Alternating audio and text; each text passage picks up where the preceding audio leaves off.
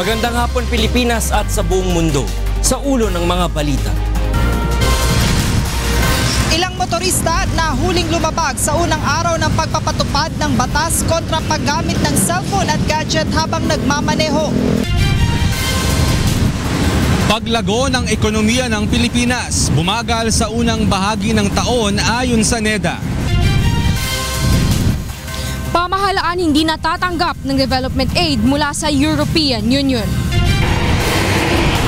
Mahigit sa 100 kolehiyo sa bansa planong maningil ng dagdag matrikula. Mahigit 140 hektarya ng lupain sa Tagum City, Davao del Norte, formal nang ipinamahagi sa mga magsasaka.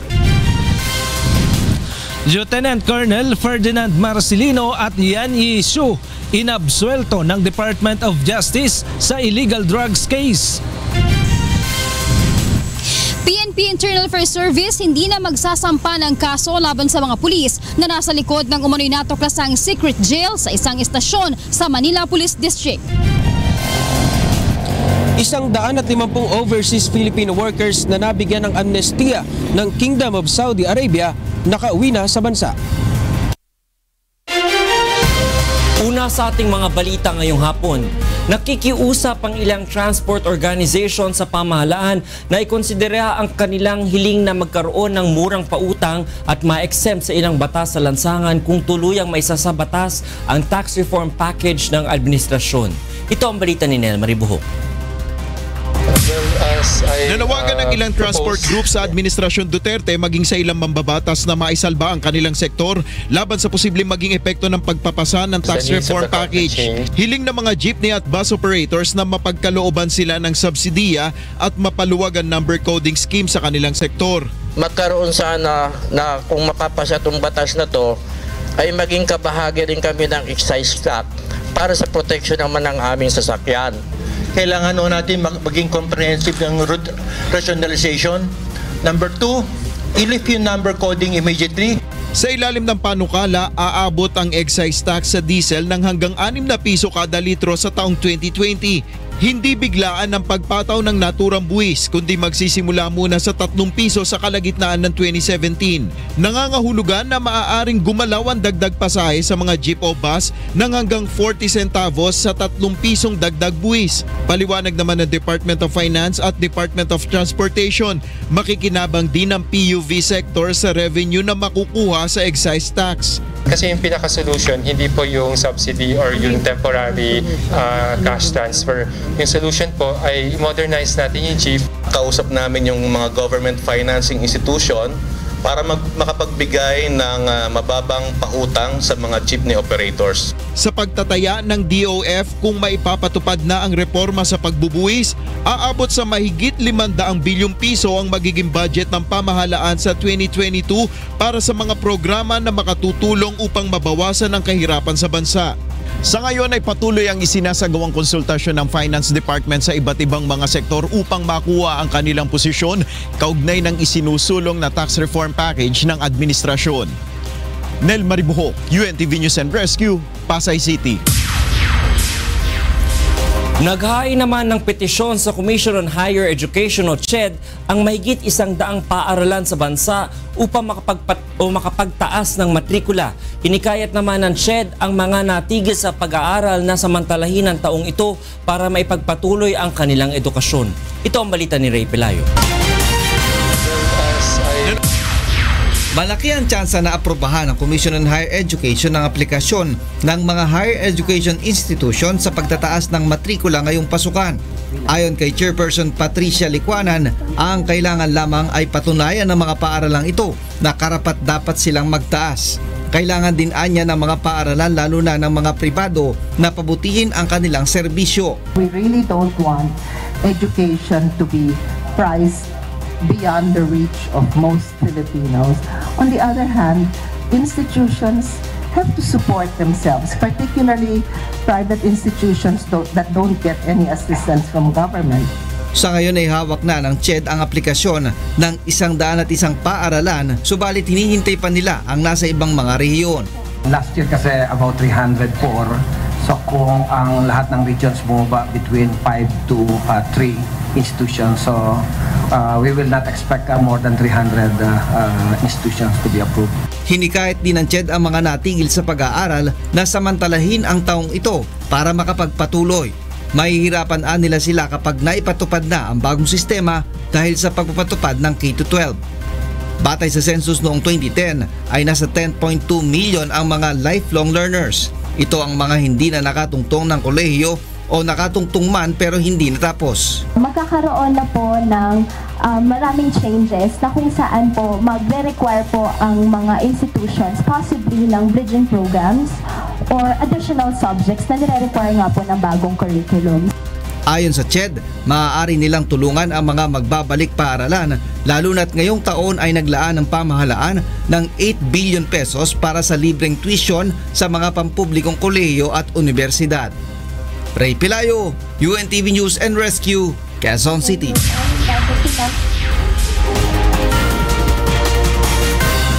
Bahagyang bumagal ang paglago ng ekonomiya ng bansa sa unang quarter ng taong 2017 ayon sa National Economic Development Authority o NEDA.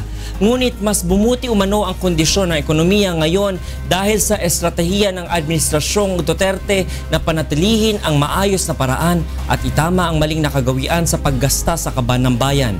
Ito ang balita ni Monokson. Nasa 6.4% lamang ang Gross Domestic Product o GDP ng Pilipinas sa unang quarter ng taong 2017. Mababa ito kumpara sa 6.9% noong 2016.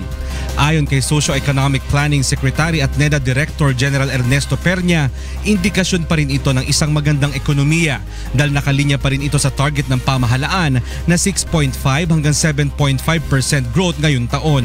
Ipinaliwanag din ng kalihim ang dahilan kung bakit ito bumaba ng bahagya. But this can be explained by the base effects. That is, growth last year was high due to election spending, as you would already know by now, the impact of which has already dissipated. Nahigitan pa ng Pilipinas ang ilang mga bansa sa Southeast Asia gaya ng Vietnam, Indonesia at Thailand. Malaki ang naging ambag sa ekonomiya ng service sector na nasa 6.8%. Bumaba naman ang sa industry sector sa 6.1% mula sa 9.3% growth sa kaparehong panahon. Nakabawi naman ang sektor ng agrikultura ng 4.9% mula sa 4.3% noong nakaraang taon. Nakikita ng NEDA na malaki ang may tutulong sa ekonomiya ng mga naka-line up na infrastructure projects ng pamahalaan. Mahalaga rin na mapababa ang inflation upang mas mahikayat ang mga tao na bumili at gumamit ng mga produkto at serbisyo. Naniniwala naman ang economist na si Peter Lee Yu na unti-unti nang nararamdaman ng mga tinatawag na nasa grassroots level ng lipunan ang gumagandang kalagayan ng ekonomiya. I think in terms of the surveys naman, as I recall, parang yung poverty level naman, there has been some inroads. There's been some improvements naman on it even yung mga, if I don't recall the exact numbers, with self-rated poverty and yung mga hunger. Para kay Mang Rodolfo, bagamat hirap, kahit papaano ay nakakaramdam na rin siya ngayon ng kaunting kaluwagan sa buhay. Sa tingin ko naman mas bumuti naman ngayon kaysa nung mga nakaraan. Medyo nakakaramdam naman ng konti, ng ginhawa ng konti sa buhay. Kasi magsipag ka lang talagang. Sa buwan ng Hunyo susunod na mag-uulat ang NEDA hinggil sa ekonomiya ng bansa. Mon Hokson, UNTV News and Rescue, Pasig City. Umabot sa higit 50 motorista ang nahuli sa unang araw ng implementasyon ng batas na nagbabawal sa paggamit ng cellphone at iba pang uri ng gadget habang nagmamaneho mula sa Delta Quezon Avenue sa Quezon City. Ito ang balita ni Joan Nano live. Joan, go ahead. Yes, magandang hapon sa iyo, Angela. As of 3 p.m. nga kanina, umabot sa 77 mga motorista ang nahuling lumabag ng MMDA sa unang araw ng implementasyon nitong anti-distracted driving law. Gamit ang mga CCTV cameras sa MMDA traffic base, kitang-kita na may ilan pa ring mga pasaway na motorista ang gumagamit ng kanilang mga cellphone at gadget habang nagmamaneho. 5 sa mga nahuli ay public utility vehicles, 19 naman ang mga pribadong sasakyan, 47 sa mga motorcycle driver at 6 na truck driver. Sa pamamagitan ng no-contact apprehension ng MMDA, isa-isang inire-record ang plate number ng sasakyan at iba pang detalye ng driver nito at saka padadalhan ng Sabina upang malaman ang violation at multa na dapat nitong bayaran. Kasama rin sa mga hinuli ang mga sasakyan na mayroong nakalagay na TV o monitor sa windshield area o sa ibabaw ng dashboard ng kanilang mga sasakyan. Paliwanag ng DOTR, bukod sa mga gadget, ipinagbabawal rin ng batas ang paglalagay ng TV o monitor sa sasakyan na makakaabala sa pagmamaneho ng driver. Subalit kung ito ay para naman sa kapakanan ng mga pasahero, ay pinapayagan naman ito ng batas. So ang usual kasi diba na feature ng ating mga kotse, merong mga TV screens or monitors doon po sa central console. Kung nandoon ng aircon, nandoon ng mga audio system ng mga kotse, hindi po yun covered because hindi naman po nasa line of vision na yon. Dumipensa naman ang DOTR sa reklamo ng ilang motorista na hindi sang-ayon sa pagpapatupad ng bagong batas trapiko. Alam naman natin kung ano mas matimbang, di ba? Kasi pag nagda-drive ka ng isang motor vehicle along our public streets, hindi lang yung kaligtasan mo ang hawak mo eh.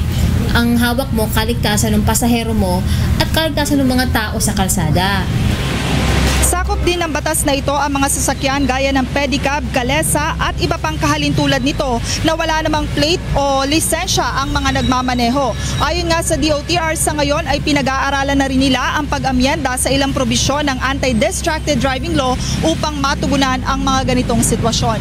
Angela, kaugnay nga dun sa bilang ng mga motorista na aktwal na nahuli ng LTO, ng LTFRB at ng PNP Highway Patrol Group, sa mga oras na ito ay wala pa tayong nakukuhang datos mula sa kanila kung ilan nga ba yung nahuli nilang lumabag dito sa batas na ito. Kanina tiniyak sa atin ng Department of Transportation na hindi magagamit itong Anti-Distracted Driving Law sa anumang uri ng korupsyon o pangungutong ng mga traffic law enforcer sa mga motorista. Babalangan ng DOTR doon sa mga driver, wag nang tangkain na suhulan pa yung mga traffic law enforcer at sa halip ay magbayad sila ng multa doon sa mga itinalagang opisina ng pamahalaan na nangongolekta para sa mga traffic violation.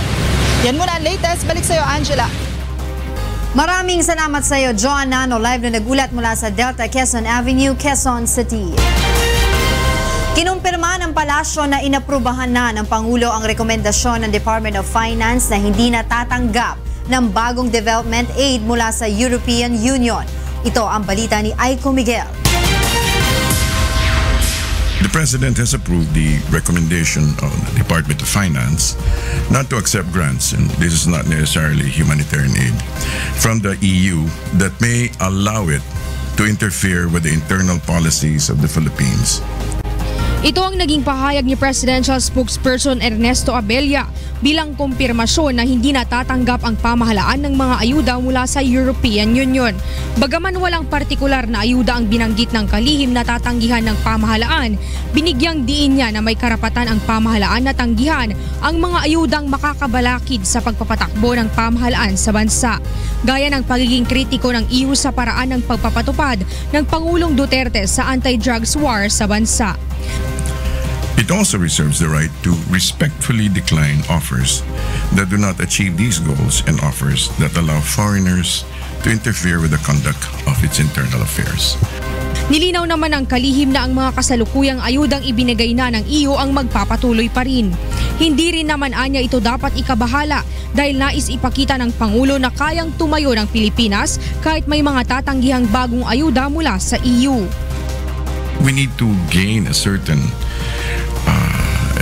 confidence in ourselves, and that this is exactly the kind of mentality I think that the President wants the Filipinos to avoid, a mendicant attitude, and this we're not disrespecting the aid that we've received, but definitely we can. Kita naman anya sa track record ng Pilipinas na umuunlad ang ekonomiya sa loob ng 10 buwang pamamahala ng Pangulong Duterte. Katunayan, pangalawa ngayon ang bansa na may fastest growing economy sa Asia. Kinumpirma din ni Executive Secretary Salvador Medialdea na pinuputol na ng pamahalaan ang koneksyon sa EU pagdating sa pagtanggap ng mga ayuda. Ayon naman sa DTI, dapat hindi maapektuhan ang relasyon ng Pilipinas sa EU pagdating sa exportation ng mga produkto. Naniniwala naman si NEDA Director General Ernesto Pernia na maaari ang desisyon ng Pangulo ang sagot nito sa mga kritiko sa paraan ng pamamalakad niya sa bansa at sa pagpapatupad niya ng independent foreign policy. This is not going to be customary.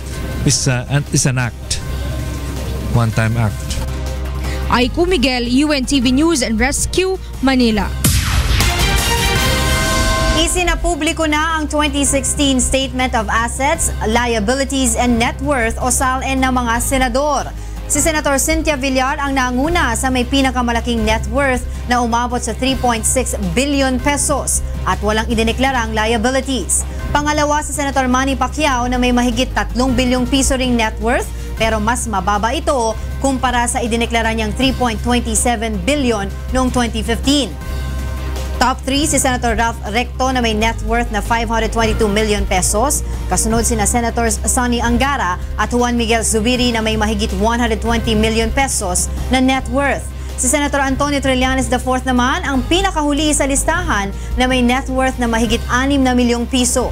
Pinalitan ni Trillanes sa pinakahuling pwesto noong 2015 si Senator Francis Escudero na may deklarado ngayong net worth na 6.6 million pesos.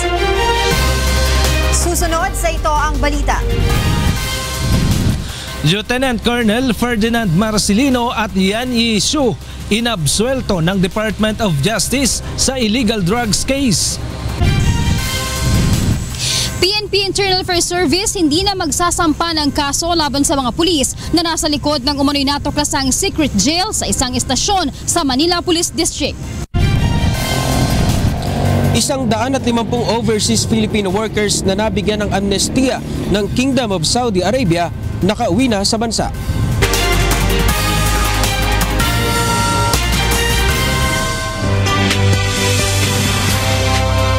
Congratulations to Dr. Daniel Razon for receiving the Lifetime Achievement Award from the Kapisanan ng mga Broadcaster ng Pilipinas. This award is in recognition of his notable contributions to the broadcast industry and for his selfless commitment to public service.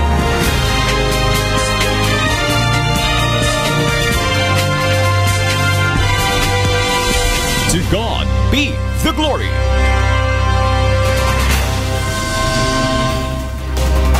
Tinulungan ng UNTV News and Rescue Team ang isang motorcycle rider na naaksidente sa Quiapo, Maynila kagabi. Ito ang balita ni Rajel Adora. Pauwi na sana ang tatlong magkakaibigang security guard sakay ng kani-kanilang mga motorsiklo nang sumemplang ang isa sa mga ito. Nagdamo ng mga sugat at gasgas sa iba't ibang bahagi ng katawan si Perfecto Villanueva, 37 anyos. Agad namang nilapatan ng paunang lunas ng UNTV News and Rescue Team ang mga pinsala ng biktima. Kwento ng kaibigan ng biktima, galing sila sa isang kasiyahan sa Sampaloc, Maynila at binabagtas ang kahabaan ng Quezon Bridge nang mawala ng kontrol si Villanueva sa kanyang motorsiklo at tuluyan ang tumumba. Inaasahan ng pagkakataon, nadisgrasya siya na bangga sa gutter. Tapos sumimplang siya. Nakainom ba sila, sir? Medyo nakakainom ng konti, sir. Noong una ay tumanggi pa ang biktimang magpadala sa ospital. Ngunit kalaunan ay pumayag na rin ito at nagpahatid sa Jose Reyes Memorial Medical Center sa Santa Cruz, Manila para sa karagdagang atensyong medikal. Rajel Adora, UNTV News and Rescue, Philippines. Inabsuelto ng Department of Justice o DOJ sa illegal drugs case si Marine Lieutenant Colonel Ferdinand Marcelino at ang Chinese national na si Yan Yishu. Ito na ang ikalawang beses na binaligtad ng DOJ ang sariling resolusyon sa kaso. Ito ang balita ni Roderick Mendoza. Muling binawi ng Department of Justice ang paghaharap ng mga kasong may kinalaman sa illegal na droga laban kina Marine Lieutenant Colonel Ferdinand Marcelino at ang Chinese asset na si Yan Yishu. Magugunitang naaresto ang dalawa sa isang clandestine shabu laboratory sa Maynila noong January 2016. Mayo ng nakaraang taon, naglabas ng resolusyon ang DOJ at inaabsuelto sa kaso sina Marcelino dahil sa kakulangan ng ebidensya. Binaliktad naman ito noong Setyembre at pinakasuhan sina Marcelino sa Manila RTC. Pero kahapon, binaliktad ulit ng DOJ ang sariling resolusyon at inabsuelto sina Marcelino at pinababawi na ang isinampang kaso. Paliwanag ng DOJ na patunayan ni Marcelino na wala silang kontrol sa paggawa ng shabu at nagtungo lamang doon upang kumpirmahin ang impormasyong may illegal na droga sa lugar. Ginamit na basehan ng DOJ ang certification na ibinigay ni ISAF Chief Brigadier General Ronald Villanueva na may basbas si Marcelino na magsagawa ng operasyon kontra illegal na droga. May sertifikasyon din galing sa NBI na nagsasabing katuwang nila si Marcelino sa kampanya kontra droga at nagbibigay ito ng mahahalagang impormasyon. Ayon sa Public Attorney's Office na set up lamang sina Marcelino. Mahirap magsalita pero makikita mo sa nangyari, talagang set up ito. Ito ay tanim droga. Sinabi rin ni Acosta na handa si Marcelino na tumistigo sa kaso ni Senador Laila de Lima kaugnay ng sinasabing bentahan ng droga sa Bilibid. Sabi niya, anytime he can testify. Pero kung ano yung testify niya, hindi ko po alam. Siya po ang nakakaalam. Dahil ibinasura na ang kaso, makakalaya na sa detention sa Camp Aguinaldo si Marcelino. Oras na maglabas ng kautusan ang Manila RTC. Roderick Mendoza, UNTV News and Rescue, Manila. Sa kaugnay na balita, nakalabas na ng Custodial Center ng Armed Forces of the Philippines o AFP si Marine Lieutenant Colonel Ferdinand Marcelino matapos maabsuelto sa mga kasong may kinalaman sa illegal na droga. Mula sa Camp Aguinaldo, itong balita ni Monokson Live. Mon, go ahead. Magandang gabi, Attorney Reg. Personal na tinanggap ni Marine Lieutenant Colonel Ferdinand Marcelino ang release order na mula sa Department of Justice na dala mismo ni Public Attorney's Office Chief Attorney Persida Acosta. Mula nga sa AFP Detention Facility ay hinatid ang naka-uniforming si Marcelino dito sa may press office ng AFP at dito na siya nakapanayam ng media.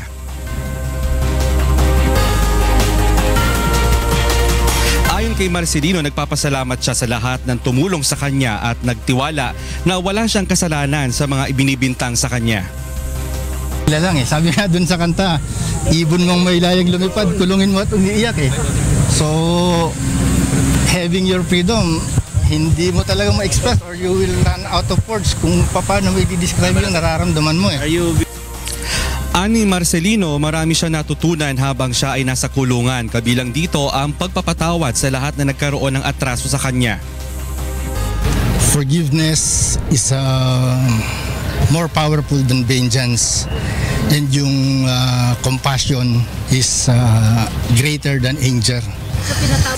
Yes, kung yung Diyos nga nakapagpatawad I forgive them and I also believe that yung divine justice patuloy naman yan Hindi na alis sa tungkulin si Marcelino at sinabi niya na kung pagbibigyan ay nais siya makapaglingkod muli sa bayan bilang sundalo.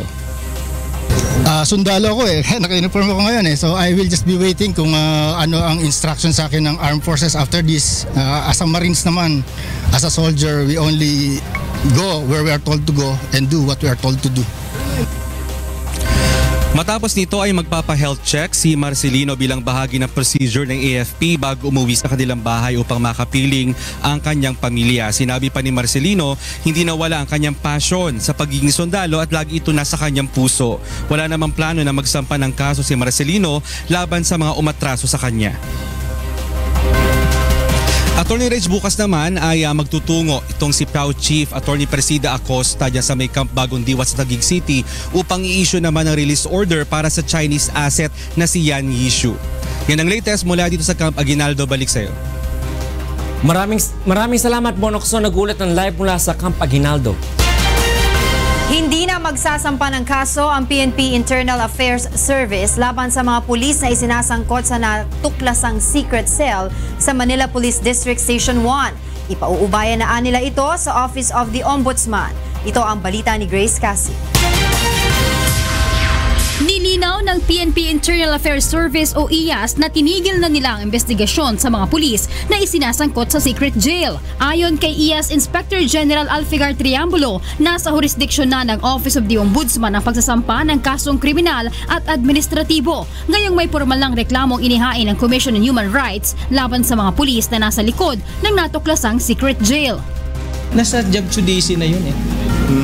Kaya nga hindi kami makapag-comment na kung may asunto o wala o may legal na basihan dahil dyan sa principle para hindi natin ma-influensyahan ang ombudsman kasi sila po yung may jurisdiction sa kaso. Nilinaw naman ang opisyal na hindi nila inabswelto ang mga pulis dahil lahat ng resulta ng kanilang fact-finding report ay ibinigay nila sa ombudsman na siya ngayong otorisadong magbigay ng hatol.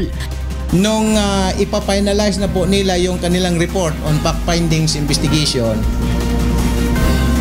hindi na po na-forward sa second stage yung kaso para i-evaluate kung may basihan o wala ang issue ng secret detention cell na ang involved ay buong Station 1. Ang instruction ko agad, i-forward na sa ombudsman ang kaso kasi wala na po kaming jurisdiction. Naniniwala naman ang Commission on Human Rights na may sapat na basihan ang kanilang isinumite sa ombudsman para mapanagot ang mga naturang pulis. We have faith in the office of the Ombudsman. We do believe that the office of the Ombudsman, as it has continually done in the past, will remain faithful to its mandate to conduct an impartial investigation. Una na ring sinabi ni PNP Chief Director General Ronald Bato de la Rosa na handa silang makipagtulungan sa investigasyong isasagawa ng Office of the Ombudsman laban sa kanilang mga tauhan. Grace Casen, UNTV News and Rescue, Camp Crame.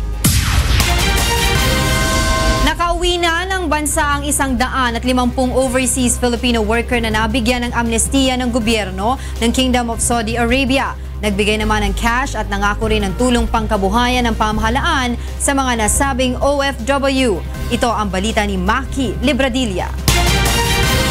Isa si Aling Rowena sa mahigit 100 undocumented OFW na nakauwi na ng bansa kaninang umaga. 4 na taon siyang nanatili sa Riyadh at naging TNT matapos na ma-expire ang kanyang visa. Ayon kay Aling Rowena, tumakas siya dahil sa pang-aabuso ng kanyang amo. Kaya naman napilitan na lang siyang kumuha ng mga part-time job sa abroad. Nagtatrabaho kami pag medyo maluwag, pero pag medyo mahigpit sa pulis, hindi kami nakakalabas. Subalit hindi lahat ng undocumented OFWs ay mabibigyan ng amnestiya. Hindi lahat ng undocumented workers, so halimbawa dito yung mga may kautangan sa mga bangko, sa pakotse, yung mga nasa kulungan, may kasong kriminal, hindi rin kasama rito. Binigyan ng Overseas Workers Welfare Administration o OWA sina Aling Rowena at iba pang OFW ng 5,000 pisong pabaon sa kanilang pag-uwi. Sagot din ng ahensya ang transportasyon ng mga ito pauwi sa kanilang mga probinsya. Ang mga OFW naman na may kasamang anak ay binigyan din ng DSWD ng karagdagang 5,000 piso tulad na lang ni Aling Fahima na bitbit ang kanyang 2 buwang gulang na sanggol. Tumakas po ako. Kasi yung amo ko kasi yun nga, nagkakatras ng sahod. Bukod dito, nangako ng karagdagan pang tulong ang pamahalaan para sa mga napauwing OFW. Yung pagbibigay sa kanila ng kanilang mga employment, local and overseas options, and then yung livelihood, yung mga livelihood reintegration pangkabuhayan programs ng OWA at ng DOLE at ng National Reintegration Center, mamimili lang sila ng kanilang livelihood package, mga 100 pagpipilian yun. And then, yung legal assistance, yung mga merong mga karaingan sa kanilang mga employer. Para ma-avail ang mga ito, ay kinakailangan lang pumunta ng mga OFW sa regional office ng OWA, DOLE at DSWD. Pag-uwi, maghahanap sila ng paraan to access the different assistance, no, from the government. Siyempre, yun naman, hindi naman parang mga babies na alalayan all the way. Sa ngayon ay may 2,000 OFW na ang nabigyan ng visa pauwi ng Pilipinas. Subalit inaasahang 5,000 pa ang mga OFW na mag-a-apply para makakuha ng amnestiyang magpapauwi sa kanila sa Pilipinas hanggang June 29. Mac Libradilla, UNTV News and Rescue, Pasay City. Kabilang ang Pilipinas sa mga bansang nagpamalas ng kakayahan ng hukbong pandagat sa pagdiriwang ng ika-50 anibersaryo ng Republic of Singapore Navy. Ito ang balita ni Robert Navoa. Nagtipon sa Changi Naval Base ang 46 na warships at may 6,000 delegasyon at bisita para sa kauna-unahang International Maritime Review na pinangunahan ng bansang Singapore. Kasabay ng pagdiriwang ay ginanap rin ang 11th International Maritime Defense Exhibition o IMDEX, ang pinakamalaking eksibisyon ng mga barkong pandigma sa Asia-Pasipiko. Ang BRP Gregorio del Pilar ang naging representasyon ng Pilipinas. Ito ang isa sa pangunahing ginagamit ng bansa sa disaster and relief at iba pang international cooperations. Ayon kay Vice Admiral Ronald Mercado, malaki ang maitutulong ng eksibisyon sa pagpapalakas ng kakayahang pandagat ng Pilipinas. Yung exhibition na pinapalabas yung mga bagong teknolohiya sa naval military technologies. So kami po, ako, at saka nagsama ako ng mga ibang senior officers sa Philippine Navy ay lumalahok at pumupunta ron sa exhibition para makita ho namin yung mga latest naval technologies para maisama natin sa modernization program of the Philippine Navy. Samantala na pag-usapan ng mga naval leaders sa ika-5 International Maritime Defense Conference ang mga estratehiya at pagpapalakas ng magkakaisang pwersang pandagat sa pagharap sa mga banta sa seguridad at ligtas na paglalayag sa Asia-Pasipiko. Sinabi ho ng lahat ng mga speakers doon, mga panelists natin during the symposium, that yung isang mechanism, the CUES, Code of Unplanned Encounters at Sea, has been very useful in limiting the tensions when navies meet in the high seas. So ito ho, nag-uusap po kami ng iba hong mga mekanismo. Ang pakikibahagi ng hukbong dagat ng Pilipinas sa kauna-unahang International Maritime Review sa Singapore ay nagbukas ng oportunidad para sa mas modernong inisyatibo na magiging kapaki-pakinabang sa bansa. Robert Navoa, UNTV News and Rescue, Singapore.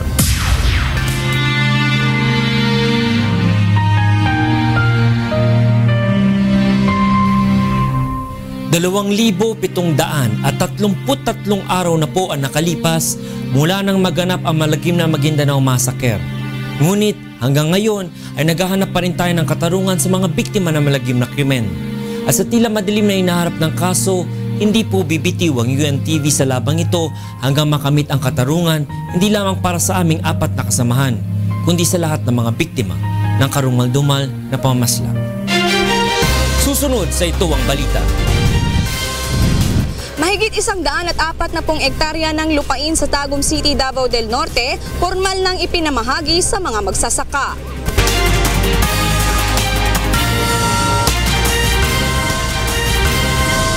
Sinimulan nang ipamahagi sa mga benepisyaryo ng reformang pansakahan ang lupaing inagaw umano ng isang agribusiness company sa Tagum, Davao del Norte. Ito ang balita ni Janice Ingente. Nang i-turn over ngayong araw ng Department of Agrarian Reform sa 159 Agrarian Reform beneficiaries ang mahigit 140 hektaryang lupa ng San Isidro Farm Banana Plantation. Ito ay matapos ang 5 buwan na land dispute sa pagitan ng Agribusiness Company Lapanday Food Corporation at mga magsasakang miyembro ng Madaom Agrarian Reform Beneficiaries Association Incorporated. Ngunit bago pa man ang nangyaring pag-turnover, nagkaroon muna ng halos 5 oras na rally ang iba't ibang militanteng grupo at mga magsasaka sa labas ng plantasyon. Sigaw ng grupo na papasukin na sa loob ang mga magsasaka at desarmahan ang mga gwardya para sa mapayapang pag-turnover. Napaka-significant nitong araw na ito kasi yung mga magsasaka, nabawi nila yung kanilang lupa kinilala yung legal na kautusan ng Department of Agrarian Reform. Ayon kay Department of Agrarian Reform Secretary Rafael Mariano, ito ang naging desisyon ng departamento matapos ang ginawang execution of implementation at direktiba ni Pangulong Rodrigo Duterte. Magugunit ang 2 ulit ng tinangka noon ni Secretary Mariano na maibigay sa 159 farmer beneficiaries ang lupa, subalit hindi pumayag ang Lapanday Foods Corporation at hinarang sila ng umano'y armadong kalalakihan. Ang taas naman ng expectation din naman ng DAN na ito ay ipapatupad yung rate of installation na inisyu ko noong April 11. At ni-reiterate ko na dapat ma-execute yan, yung rate of installation through the issuance na po nung break-open order. Bandang alas 11 ng umaga ay payapa nang makapasok ang mga magsasaka sa loob ng plantasyon. Ito ay matapos ang 1 oras na clearing operation ng DAR Sheriff at PNP sa loob. Labis naman ang tuwa ng mga magsasaka dahil sa tinupad ng gobyerno ang kanilang panawagan. Ada ko may pasalamat nga kuan sa dugay na nga panahon, so nabawi na sa mag-uma. Nalipay jud ko og dako nga nakasulod na gid ang mga ERB kay dugay ko namong antos. So sa 7 ka tuig. Sa ngayon patuloy pang inaayos ng mga otoridad ang mga magsasakang nararapat mapagkalooban ng lupa. Janice Enhente, UNTV News and Rescue, Davao City. Nagbanta ang ilang transport group na muli magsasagawa ng protest caravan sa Lunes. Sisimulan nila ang protesta sa Elliptical Road patungo sa mga tanggapan ng Land Transportation Franchising and Regulatory Board o LTFRB at Department of Transportation o DOTR. Ito ay bilang pagtuto sa plano ng LTFRB na alisin o i-phase out ang mga lumang modelo ng pampasaherong jeep. Kasi ang announcement ni Chairman Delgra, once na ilabas nila yung Omnibus Franchising Guideline by end of this month, no? Ilalarga na nila yung scrappage ng mga jeepneys. Kung sabi yung 15-year-old model and above. Starting this year, then ang kanilang timeline, tatapusin nila hanggang 2019. Pagdating ng 2020, wala nang lumang jeep. Giit ng grupo, pahirap sa mga tsuper at operator ang pagkuha ng bagong unit ng jeep at mas maigi umano ang i-rehabilitate na lang ang mga lumang sasakyan. Sa ibang balita, epektibo na simula bukas ang batas na nagbabawal sa mga maliliit na bata na iangkas sa motorsiklo. Ito ang balita ni Victor Cosare. Nakatakda na rin ipatupad simula bukas ang Children's Safety on Motorcycles Act of 2015. Ito ang batas na nagbabawal sa pagsakay o pag-aangkas ng mga bata sa motorsiklo. Sa ilalim ng Republic Act No. 10666, hindi napapayagan ang pagsasakay sa two-wheeled motorcycle ng mga batang wala pang kakayahang umangkas sa motorsiklo. The children should be able to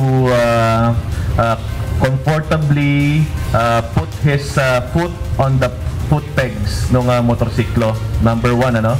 Number 2, kaya niyang i-embrace yung driver.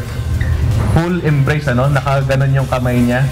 Pag hindi niya kayang i-embrace yung kamay niya sa driver, bawal yon. And then number 3, kailangan siyang naka-wear ng standard helmet according dun sa helmet law natin. Sakop ng batas na ito ang mga dumadaan sa public roads kasama na ang mga national highways, provincial roads, municipal at barangay streets. Layo nitong protektahan ang kapakanan ng mga batang pasahero. Hindi naman tinututulan ng ilang motorcycle rider ang pagpapatupad ng naturang batas. Kasi delikado po eh. Biglang mamreno yung driver. Mahulog yung bata. Tama ng panahon na isa batas na talaga sir kasi takaw aksidente talaga. Kawawa naman pag yung bata pag nadamay sa amin. Kasi iba nagmumotor, singit lang na singit eh. Palasupas din. Tulad ng ibang batas trapiko, may katapat ding parusa ang sinumang lalabag dito. 3,000 piso ang multa para sa first offense, 5,000 naman sa ikalawang paglabag, 10,000 pesos at 1 buwang suspensyon sa driver's license naman ang katumbas ng third violation, habang kakansilahin naman ang lisensya sa ika-4 na paglabag. Ang Land Transportation Office ang naatasan na manguna sa implementasyon ng batas, katuwang ang mga lokal na pamahalaan. Victor Cosare, UNTV News and Rescue, Quezon City. 5 ang patay at 2 ang sugatan sa magkakahiwalay na insidente ng pamamaril sa La Union, Caloocan at Quezon City. Samantala, isang Chinese national naman na umano'y distributor ng illegal na droga sa Metro Manila nahuli sa buy-bust operation. Ito ang balita ni Rajel Adora. Patay ang isang magsasaka at kasama nitong construction worker matapos pagbabarilin sa barangay Santiago Sur sa San Fernando, La Union kagabi. Kinilala ang mga nasawi na sina Willie Fernando at Joseph Apiado. Sugatan naman ang isa pa nilang kasama na si Christian Fernando.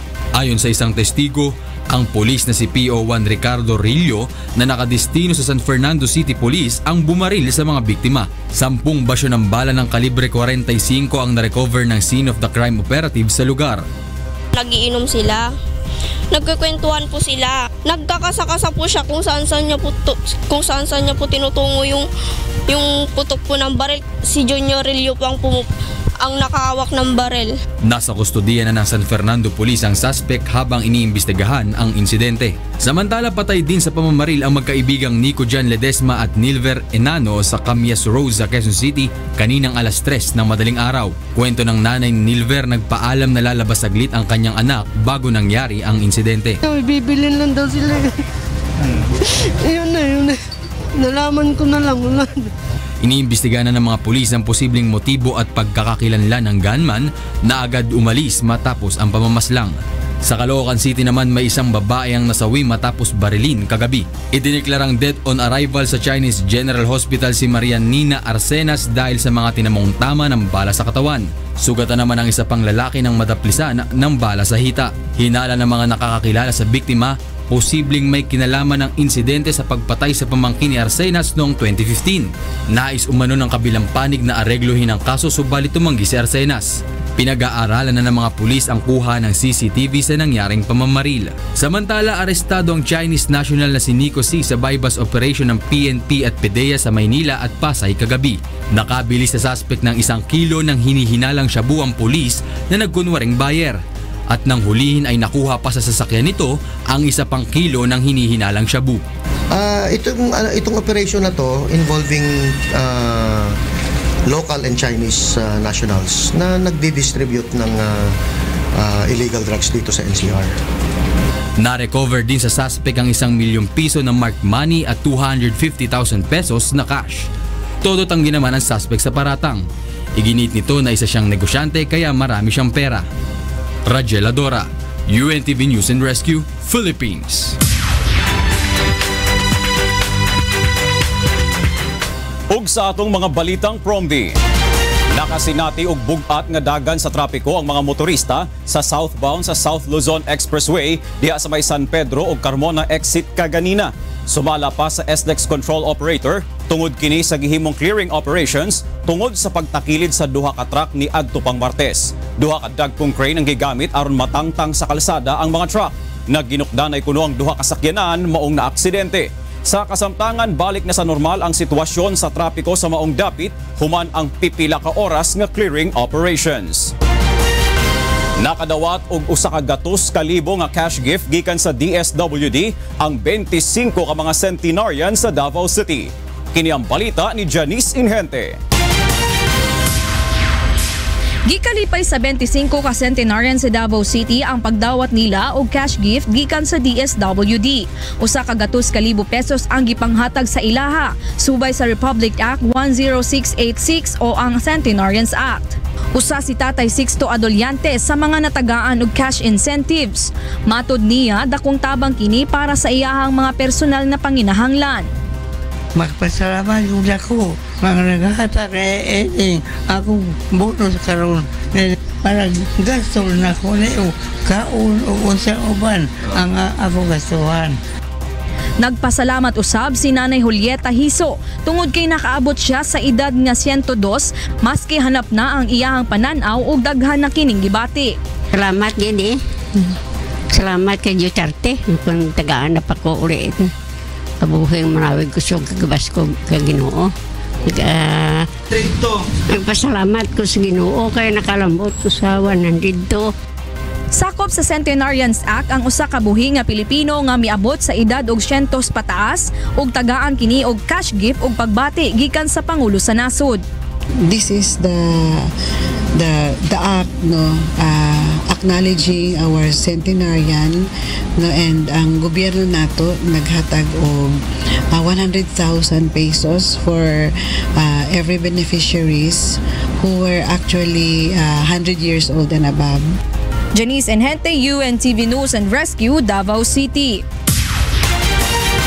Sa laing balita, aduna nay gimugna nga sistema ang mga lokal nga panggamhanan sa nasod aron mas maampingan ang kadagatan. Samtang gisiguro sa Department of Education sa Tacloban nga igo ang ilang mga classroom alang sa mga estudyante inigbalik sa klase.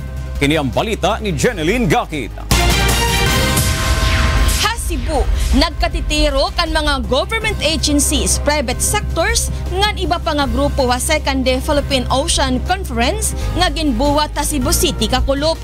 Tumong og tuyo iniin makakuha hin mga pamaagi nga ira bubuhaton para mabantayan ngan maprotektahan ang mga kadagatan. Human yung garbage natin, pollution in general.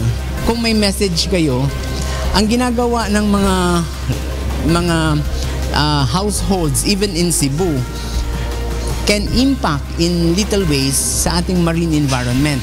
Kasi kung itapon nila ang basura nila kahit papano, talagang magkakaroon niya ng impact. Mga ginlatag nga voluntary commitment in Igyaya ka naman, hapag bubuhaton nga Ocean Conference sa New York yan nga Hunyo. Ha Pilipinas, haros katunga han mga syudad ngan munisipyo in aada ha coastal area.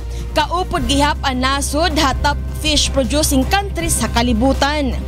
Ngan ha Tacloban, ginsiguruhan Department of Education Tacloban Division nga insakto ang mga classroom para mga enrollees sa mga relocation sites sa syudad hati arabot nga pag-abrit klase.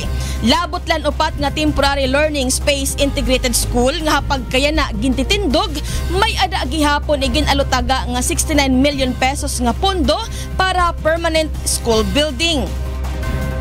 As early as July last year, 2016, SARO was already released to DPWH for the construction of 45 classrooms. 88 ang kapukusan.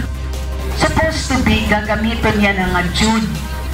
Pero there are certain technicalities that DPWH has to respond to.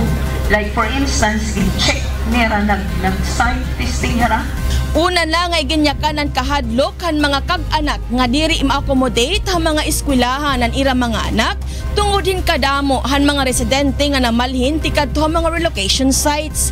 Ang mga ini inawadanin panimalay tungod han Bagyo Yolanda haton 2013. Kaupo dan Cebu News Team, Jeneline Gakit, UNTV Notisyangan Bulig, Tacloban, Leyte. Og kana ang mga balita nga atong gitutukan gawas sa kauluhan. Ako si Victor Cosare. Maayong gabi.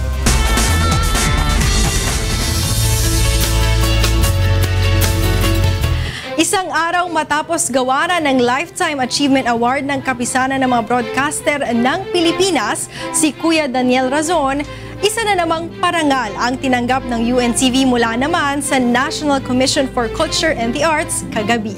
Ito ang balita ni Leslie Nongbowen. Kasabay ng pagdiriwang ng ika-33 taon ng National Commission on Culture and the Arts o NCCA, kinilala nito ang mga organisasyon na kanilang naging katuwang sa pagsusulong ng kanilang layunin. Kabilang sa mga tumanggap ng Citation Award ang UNTV bilang media partner ng komisyon. Malaki ang pasasalamat ng NCCA dahil sa tulong ng media ay napapanatiling buhay ang kulturang Pilipino. Well, I'm very happy about it because that tells us that NCCA is not alone doing the promotion, protection, and preservation of the Philippine culture. True. So this night of recognition and awards is our way of saying thank you to you. Thank you to all those who had become part of our journey. Kasabay ng pasasalamat sa tiwalang ibinigay ng NCCA, tiniyak ng himpilan na mananatili itong instrumento upang pangalagaan at paigtingin pa ang pagmamahal ng mga Pilipino sa kanilang sariling sining at kultura. Well, of course, we are grateful for this recognition from National Commission for Culture and the Arts. And of course, dito po sa UNTV, makakaasa sila sa pangunguna po ni Kuya Daniel Razon na we will still continue to work hand in hand with them, of course, to further the preservation, development, and of course, promotion of Philippine arts and the culture. Sa akin, it's more a testament na UNTV is going in the right direction kasi just yesterday, diba, si Kuya won a Lifetime Achievement Award and then today, UNTV was recognized. So that means under his guidance, may ginagawa tayong tama. Leslie Longbowen, UNTV News and Rescue, Pasay City.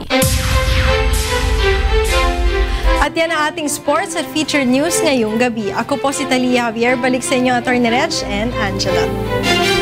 Oh, congratulations sa atin. Oo. Alam ko medyo nagbubuhat ng bangko pero ganun talaga eh. Ganun talaga. Sabi ko nga, there's no way but up. Oo, para sa tama atin. yan. Tsaka yung mga ganyang mga awards no, yung nakuha ni Kuya recently, Lifetime Achievement at tsaka itong sa NCCA, patunay lamang yan na parang hindi ito yung goal natin na magkaroon ng mga awards. Yes, pero patunay lang na yung mga ginagawa natin unti-unting nagmamarka. We're on the right path. Oo, at gumagawa ng ano ba? Mabuti. Mabuti, oo, 'di ba? Sa ating bansa. At saka mabuti kasi nagiging magandang ehemplo itong istasyon natin. Congrats sa inyo. Congrats sa ating lahat para sa UNTV yan. Maraming salamat sa iyo, Thalia. At yan ang naging kabuuan ng ating balitaan ngayong gabi. Aming inilahad ng buong katapatan kung paano namin nasaksihan. Kayo po'y makapagtitiwala ng aming nakita at narinig ang aming ibinabalita. Magandang gabi.